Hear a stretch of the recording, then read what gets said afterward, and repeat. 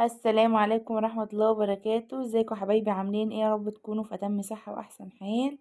اللهم صل وسلم وبارك على سيدنا محمد وعلى اله واصحابه اجمعين. فيديو النهاردة فيديو رائع جدا، جميل قوي قوي قوي، يعني ينفعكم في العزومات وينفعكم اذا كان بقى فيديو جاي لكم او كده.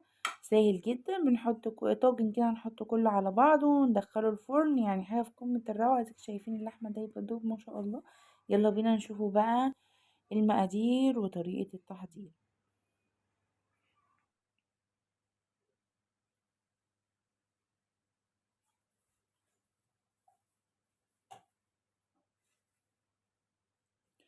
عندي دلوقتي كده زي ما انتوا شايفين حبايبي، انا كنت جايبة كيلو لحمة طازة كده من عند الجزار، بسم الله ما شاء الله. طبعا مش هعمله كله، هعمل نص بس. عندي بصل، 3 بصلات كده قطعتهم جوليان، وكمان عندي كوستين كبار قطعتهم برضو وتقطيع كبير زي ما انتوا شايفين كده، وبطاطس كبيرة برضو وجزر كبير. وعندي كمان كنت مفرزة كيس بسلة بالجزر في الفريزر. وهي دي بس المكونات بتاعتنا سهلة جدا مفيهاش اي حاجة. حطيت حتة سمنة صغننة كده على النار في حلة كده وسخنتها كويس قوي. وبدأت بقى، طبعا لازم تكون المادة الدهنية سخنة جدا علشان خاطر اللحمة ما تنزلش المية بتاعتها، تاخد الصدمة وتتحمر من الجنبين وما تنزلش المية بتاعتها. بدأنا كده ننزله اللحمة زي ما انتوا شايفين كده، وما بحركهاش خالص غير لما يعدي 5 دقايق على النار على الوش الأولاني. وبعد كده اقلبها على الناحية التانية. بدأت بقى احط البهارات بتاعتي: ورق لوري، حبهان بودر، فلفل اسمر، بس هو ده اللي انا حطيته، ورشة جوز الطيب. يبقى انا في الاول خالص كده حطيت ورق لوري، حبهان بودر، وفلفل اسمر، ورشة جوز الطيب. طبعا النار عالية عشان خاطر ما تسرش ميتها اللحم. اخدت 5 دقايق على الوش دوت، هقلبها بقى على الوش التاني اهو زي ما انتم شايفين. نبدأ كده نقلبها واحدة واحدة اهو. وبعد ما قلبناها بقى كده على الوشين واخدت تشويحة حلوة ولون جميل زي ما انتم شايفين كده، بدأت بقى انزل عليها بالبصل وقلبتها كده كويس.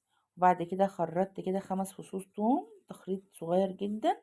وبعد ما البصل دبل واخد كده تقلبتين على النار، نزلت بالتوم على طول، او زي ما انتوا شايفين كده. لازم البصل يدبل معاكي خالص. وطبعا كنت محضرة بالظبط كده، جبت 3 طماطمات بحجم وسط وضربتهم في الخلاط، بس زودت المية عليهم شوية لان انا عايزاهم بس مش عايزة يبقى فيها صلصة كتير. حطيت كده معلقة من الكزبرة، معلقة صغيرة من الكزبرة الناشفة، وحطيت معلقة صغيرة من بهارات اللحم. وحطيت شوية سكر برضو عشان يسرع تسوية اللحمة ويعادل حموضة الطماطم. دلوقتي حطيت الطماطم الأول، ضربتها كده في الخلاط بحبة مية صغيرين، وهسيبها كده تشكشك اهو. هسيبها كده تشكشك وتسبك اللحمة. وبعد كده هنزل عليها بمية من الكاتل سخنة لغاية بقى ما تخليلي اللحمة تستوى سوا تام على نار عالية غلوتين متغطية. وبعد كده ببدأ اوطي النار على درجة حرارة متوسطة واسيبها براحتها خالص لغاية ما تستوى تماما. كنت برضو عايزة اعمل شوية لسان عصفور كده. اخدت حتة سمنة كده وشوحت فيها شوية لسان عصفور، مبحطلهاش بصل، مبحطلهاش اي توابل. هي يا دوبك بس مكعب مرق او مكعبين على حسب الكمية اللي بتحطيها. تزوديها بالشوربة، ما عندكيش شوربة زوديها مية سخنة وعادي خالص تطلع في قمة الجمال يعني.